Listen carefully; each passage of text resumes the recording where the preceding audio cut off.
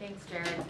So just to confirm, when the president says, as he just did, we're going to have a soft landing, my policies are working, do you share in that confidence on a soft landing, particularly given what you just said about the jobs? Well, I think what I just said is very much consistent with the president's comment. That is, the president was essentially underscoring the baseline forecast. And the baseline forecast is very much what I just described. You can hear the Fed talk about, Chair Powell talk about similar kinds of numbers. If you look at some of the market shops we follow, similar kinds of dynamics, similar probabilities. The president was saying that, in my language, the president was saying is that the baseline forecast is that we will most likely continue on a steady, stable path based on easing inflation, rising real wages, a job market that remains solid.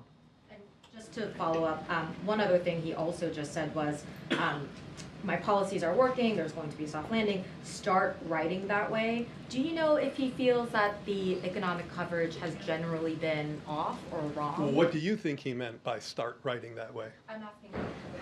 I mean, that's the first I've heard that he said that. I can only interpret it, to mean that he thinks that that's not being done. Do you think that? Do I think what, specifically? That coverage about the economy has generally been off or wrong?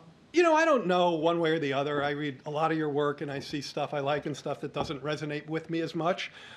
There's been some nice research on this over at the Brookings Institute. My former colleague Ben Harris and others have looked at the extent to which reporting has been increasingly negative on the economy. And they find, and they're crunching some real numbers, that that's been the case.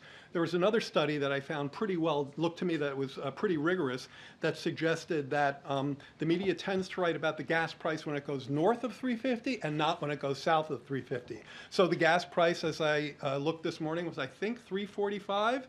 And if you haven't written about it, maybe you want to. Okay, he's actually been called by the president, so I'm going to do this real quick. Go ahead. Thank you. What are your thoughts on the stubbornness? Stop talking about it. What are your thoughts on the stubbornness of shelter inflation in the wake of today's report? Specifically? Important question. So shelter inflation was, I believe, 0.2% in June and 0.4% in July. Again, on the CPI tweet thread this morning, we go into this in greater detail. And we show that, again, the trend is moving in the right direction, but it's been more stubborn than many of us would like. Look, here at the White House, I'm sure you know, if you've been following the work that we've done in this space, that we are very much concerned and activated around the 10-year in the making shortage of affordable housing. We have a deep set of plans. The president and the vice president are all in on building millions of units of affordable housing to chip away at this decade-long shortfall that is so crucial if people are going to achieve the American dream. And that's something, again, that the president and vice president are deeply committed to. But we can't, and Congress needs to work with us on that, okay? That is not a blue, red, or purple issue. The housing shortage exists in every state. So that's something there should be bipartisan cooperation on. If you think about a policy like LIHTC, a low-income housing tax credit, this is a policy that's admired by bankers, by builders, and by low-income housing advocates for multifamily housing. That's a rare triumvirate. That should be a kind of a no-brainer in this context. But we're not waiting for Congress to get on board. We're doing all we can, including an announcement earlier this week on ways we think we can help increase the supply of affordable housing, which I probably don't have time to go into right now.